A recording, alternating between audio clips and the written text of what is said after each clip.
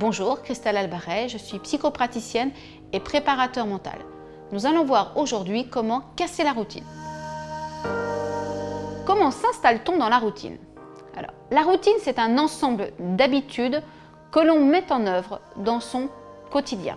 La routine, ce n'est pas forcément une mauvaise chose. Il y a des bénéfices à la routine, mais il y a aussi des limites, des inconvénients. C'est ce que nous allons voir ensemble. Quels sont les bienfaits de la routine? La routine, elle nous permet à la fois de nous sécuriser, notamment pour les enfants, c'est très bon d'avoir cette routine dans leur quotidien, à quel moment on déjeune, à quel moment on lit l'histoire du soir, à quel moment on va à l'école. Cette routine permet de se construire un cadre. Un des bienfaits de la routine, c'est d'engager le pilotage automatique qui permet à votre cerveau de se mettre au repos. Ce sont des tâches du quotidien que vous avez l'habitude de faire, de mener, et du coup, comme votre cerveau n'est pas sollicité sur cette tâche automatique, lui peut s'évader, se libérer autre part et par exemple développer votre créativité. Générer cette routine, c'est aussi se permettre de produire des résultats de qualité. Par exemple, les auteurs, les écrivains populaires s'astreignent très souvent à un rythme précis et routinier pour obtenir des résultats de qualité. La routine a aussi ses limites. Elle est producteur d'ennui, elle va limiter notre stimulation, elle va transformer l'habitude en certitude, elle amène l'absence de remise en question et à force, elle va même nous faire douter de nous, sur tout ce qui est considéré comme nouveau. Maintenant, nous allons voir ensemble comment casser efficacement cette routine. Casser la routine, c'est pas seulement faire différemment, c'est aussi être différemment. Dans un premier temps, je vous propose d'identifier les peurs qui vous empêchent de casser vos habitudes.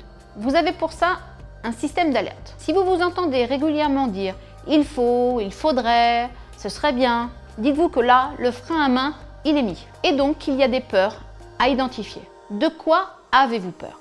De l'échec, de ne pas y arriver, d'avoir l'air ridicule, d'être jugé, de l'inconnu. Derrière chaque peur, il y a un besoin à satisfaire. Donc derrière le frein à main, il y a l'accélérateur.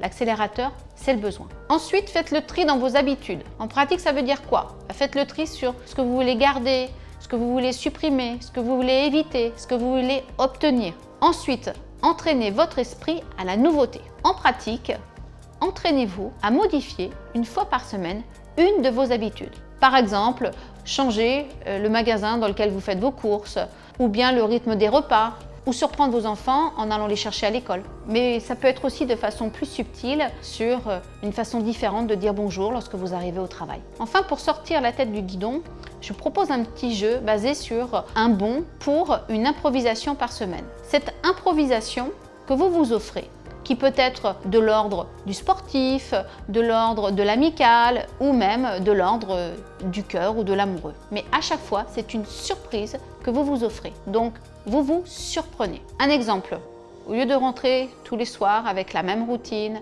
au même horaire, et bien ce soir, vous vous offrez un after work avec des collègues et puis c'est votre bon d'improvisation de la semaine. Pour mettre ces conseils en pratique, je vous propose un mini coaching sur le film de votre vie. Vous vous projetez, vous êtes à la fin de votre vie et vous êtes en train de regarder le film de ce que vous avez réalisé, de ce que vous avez vécu. Et vous prenez un temps d'observation pour assimiler vos souvenirs, les moments vécus, les ressentis. Ensuite, je remets le film en route et je regarde tout ce que j'aurais aimé faire et que je n'ai pas fait. Tout ce que j'aurais aimé être et que je n'ai pas été. Je prends un nouveau temps d'assimilation et d'observation, mais là plus précisément sur mon ressenti. Ensuite, vous vous saisissez d'une baguette magique et vous remettez en fonctionnement ce film au ralenti. Et vous allez identifier chaque ressource dont vous avez besoin pour que votre vie corresponde à vos besoins. Et à chaque fois, vous utilisez la baguette magique qui vous permet de mettre en œuvre cette ressource. Une fois que c'est fait, vous remettez ce film en lecture normale et vous êtes attentif aux changements qui sont présents en vous et comment en fait vos ressources sont beaucoup plus présentes et vous allez pouvoir les mettre en œuvre dès maintenant. Entreprendre un travail de développement personnel est un bon moyen de casser ses habitudes en douceur. J'espère que ces conseils vous ont été utiles. Je vous dis à très bientôt pour de nouvelles vidéos sur la chaîne Doctissimo.